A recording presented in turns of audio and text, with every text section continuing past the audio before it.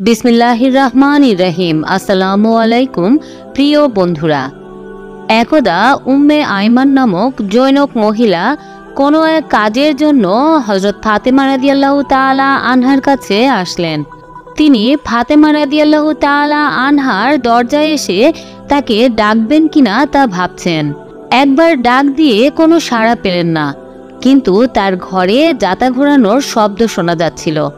এবার উম্মে আয়মান চিন্তা ভাবনার পর ঘরের এক ফাঁকা দিয়ে তাকিয়ে দেখে হযরত ফাতেমা রাদিয়াল্লাহু তাআলা আনহা দারুণভাবে ঘুমাচ্ছেন, কিন্তু জাতাটা আপনা আপনি ঘুরছে এবং হযরত হুসাইন রাদিয়াল্লাহু তাআলা আনহুকে একজন সুন্দর সুশ্রী জৈনক মহিলা দোলনায় দোল খাওয়াচ্ছেন এবং অপর একজন সুন্দরী মহিলা চৌকির ওপর বসে তসবিহ পাঠ করছেন, কিন্তু তাদের কারো চেহারা দেখা যাচ্ছিল না।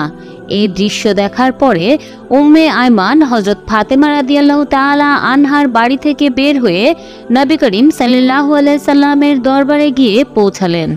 উম্মে আয়মান বিশ্বনবীর কাছে সমস্ত ঘটনা খুলে বললেন। অতঃপর হযরত মুহাম্মদ সাল্লাল্লাহু আলাইহি সাল্লাম সমস্ত ঘটনা শোনার পর বললেন, উম্মে আয়মান, আমার মেয়ে ফাতেমা দুপুরের গরমে জাতা ঘোরাতে ঘোরাতে ঘুমিয়ে পড়েছে, অথচ তার রুটি তৈরি করা এবং তাসবিহ পাঠ করা তখনও জরুরি ছিল। আবার ওদিকে হযরত হুসাইন রাদিয়াল্লাহু তাআলা আনহু গরমে ঘুম ভাঙার আশঙ্কা ছিল। তাই আল্লাহ রাব্বুল আলামিন তার প্রিয় বান্দি ফাতেমা রাদিয়াল্লাহু তাআলা আনহুর এমন অবস্থা দেখে তার ঘুম যাতে না ভেঙে যায় তাই তিনজন ফেরেশতা পাঠিয়ে তিনটি কাজ সমাধা করে দিলেন। বিশ্বনবী পুনরায় আবার বললেন, আল্লাহ রাব্বুল আলামিনের পাঠানো তিনজন ফেরেশতা তিন ধরনের কাজ সমাধান করছিলেন। একজন ফেরেশতা অদৃশ্য অবস্থায় হযরত ফাতেমা রাদিয়াল্লাহু তাআলা আনহার অসমাপ্ত জব পিষে আটা তৈরি করে দিলেন।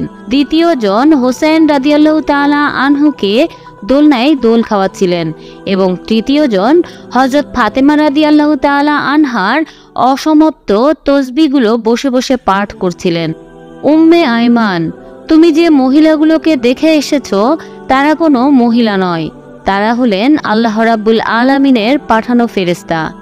রাসূল করিম সাল্লাল্লাহু আলাইহি সাল্লামের মুখে হযরত ফাতেমা রাদিয়াল্লাহু তাআলা আনহার ঘটনা শুনে উপস্থিত সকলে এবং উম্মে আয়মান রাদিয়াল্লাহু তাআলা আনহা সহ বিস্মিত হয়ে গেলেন এবং হযরত ফাতেমা রাদিয়াল্লাহু তাআলা আনহার জন্য প্রাণ ভরে দোয়া করলেন। একদিন হযরত হাসান ও হুসাইন রাদিয়াল্লাহু তাআলা আনহু অসুস্থ হলে হযরত আলী রাদিয়াল্লাহু তাআলা আনহু ও ফাতেমা রাদিয়াল্লাহু তাআলা আনহা নিয়ত করলেন যে তারা সুস্থ হলে শুকরিয়া হিসেবে 3টি করে রোজা রাখা শুরু করবেন, কিন্তু সেহরি ইফতার করার জন্য ঘরে কিছুই ছিল না, তাই তারা অনাহারে রোজা রাখা শুরু করলেন। সকালে আলী রাদিয়াল্লাহু তাআলা আনহু সামাউন নামের এক ইহুদির কাছে গিয়ে বললেন, তোমার কাছে যদি পশম দ্বারা সুতা তৈরির কোনো কাজ থাকে তবে আমাকে দাও, বিশ্বনবীর কন্যা পারিশ্রমিকের বিনিময়ে কাজ করবে। ইহুদি সামাউন জবের বিনিময়ে ফাতেমা রাদিয়াল্লাহু তাআলা আনহাকে কাজ দিলেন। অতঃপর হযরত ফাতেমা রাদিয়াল্লাহু তাআলা আনহা সুতা তৈরির কাজ শুরু করলেন। 3 ভাগের 1 ভাগ কাজ শেষ করলেন। পারিশ্রমিক হিসেবে জবের বিনিময়ে কাজ নিয়ে আসলেন। হযরত ফাতেমা রাদিয়াল্লাহু তাআলা আনহু নিজ হাতে উক্ত জব পিষে 5টি রুটি তৈরি করলেন। স্বামী স্ত্রীর জন্য 2টি রুটি, আর 2 সন্তানের জন্য 2টি রুটি, আর তাদের দাসের জন্য 1টি রুটি। রোজা রাখা অবস্থায় সারাদিনে রোজগারের জন্য পরিশ্রমের পর হযরত আলী রাদিয়াল্লাহু তাআলা আনহু হুজুরে পাক সাল্লাল্লাহু আলাইহি সাল্লামের সাথে মাগরিবের নামাজ আদায় করলেন। অতঃপর ঘরে এসে দস্তরখানায় বসলেন। হযরত আলী রাদিয়াল্লাহু তাআলা আনহু এক টুকরো রুটি মুখে নেওয়া মাত্রই এমন সময় একজন ফকির ঘরের দরজায় এসে আওয়াজ দিল, হে মুহাম্মদ সাল্লাল্লাহু আলাইহি সাল্লামের পরিবারবর্গ, আমি এক ফকির মিসকিন, আমাকে খানা দাও। আল্লাহ পাক রাব্বুল আলামিন তোমাদের জন্য জান্নাতের দস্তরখানায় খাওয়াবেন। হযরত আলী রাদিয়াল্লাহু তাআলা আনহু হাত নামিয়ে নিলেন এবং হযরত ফাতেমা রাদিয়াল্লাহু তাআলা আনহার সাথে পরামর্শ করলেন। হযরত ফাতেমা রাদিয়াল্লাহু তাআলা আনহা বললেন, অবশ্যই দিয়ে দিন। তারপর হযরত আলী রাদিয়াল্লাহু তাআলা আনহু সমস্ত রুটি ফকির মিসকিনকে দিয়ে দিলেন। ফলে ঘরের সকলে অনাহারে থাকলেন। অতঃপর দ্বিতীয় দিনের রোজা শুরু হলো। আবার হযরত ফাতেমা রাদিয়াল্লাহু তাআলা আনহা 1/3 পশমের সুতা তৈরি করলেন। পারিশ্রমিক স্বরূপ জব পেলেন। সেই জব পিষে রুটি তৈরি করলেন। হযরত আলী রাদিয়াল্লাহু তাআলা আনহু হুজুর সাল্লাল্লাহু আলাইহি সাল্লামের সাথে মাগরিবের সালাত আদায় করে ঘরে আসলেন এবং সকলে মিলে খাওয়ার দস্তরখানায় আসলেন।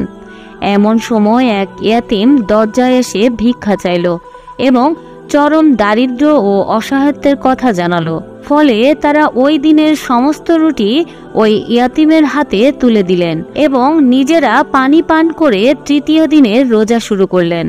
সকালে হযরত ফাতেমা রাদিয়াল্লাহু তাআলা আনহু অবশিষ্ট পশম দ্বারা সুতা তৈরি করলেন এবং পারিশ্রমিক হিসেবে জব পেলেন এবং সেগুলো পিষে রুটি তৈরি করলেন।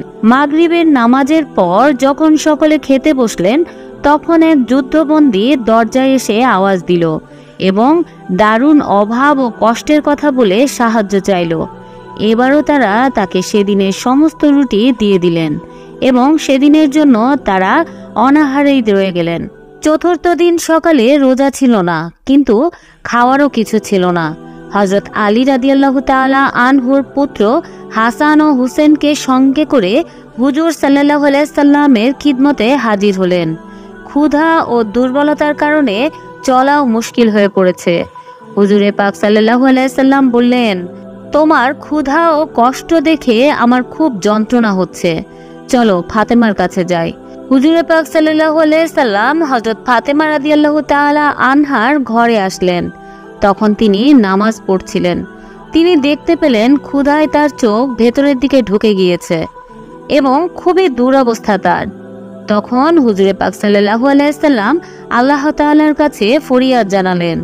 তখন জিবরাইল আলাইহিস সালাম কোরআনের একটি আয়াত সহ আসলেন, অর্থাৎ তারা ইয়াতিম মিসকিনকে বন্দীকে আহার দান করেন।